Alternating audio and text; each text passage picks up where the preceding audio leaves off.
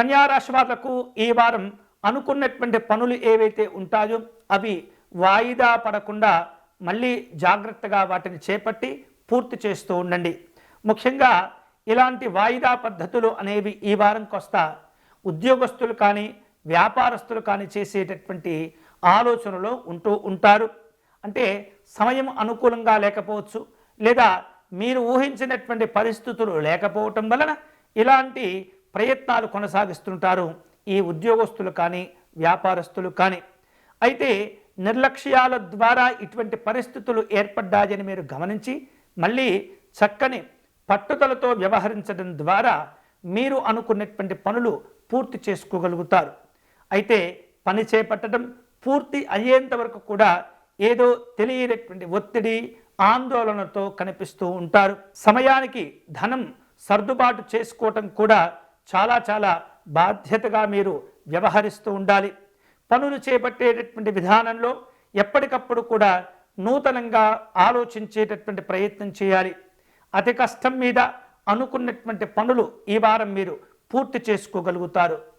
స్నేహితులతో ఈ కన్యా రాశి వారు వ్యవహరించేటటువంటి విధానము మీకు అనుకూలమైనటువంటి పరిస్థితులు, అనుకూలమైనటువంటి ప్రయోజనాలు రాబట్టుకునేందుకు కొన్ని సందర్భాల్లో అయిన వారితోనే మీరు మాటలు పడేటటువంటి పరిస్థితి ఏర్పడుతుంది.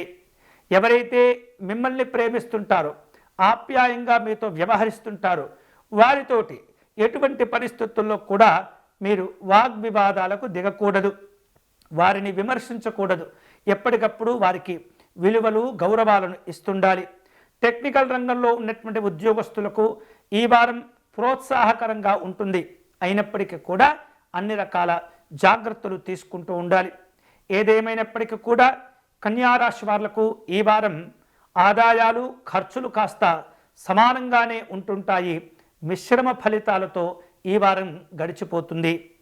ఈ వారం కన్యా రాశి వారు శుభ ఫలితాలను పొందేందుకై ఆగిపోయినటువంటి పనులు చేపట్టి వాటిందు శుభ ఫలితాలను పొందేందుకై పంచముఖ ఆంజనేయ స్వామి వారిని ధ్యానం చేసుకోవటం, నమస్కారం చేసుకోవటం మంచిది. వీలైతే కనుక ఈ వారం కన్యా రాశి వారు పంచముఖ ఆంజనేయ స్వామి వారికి నమస్కారం చేసుకోవటం, దర్శనం చేసుకోవటం చాలా చాలా మంచిది. కార్యసిద్ధి హనుమత స్తోత్ర పారాయణం మీకు మేలు చేస్తుంది.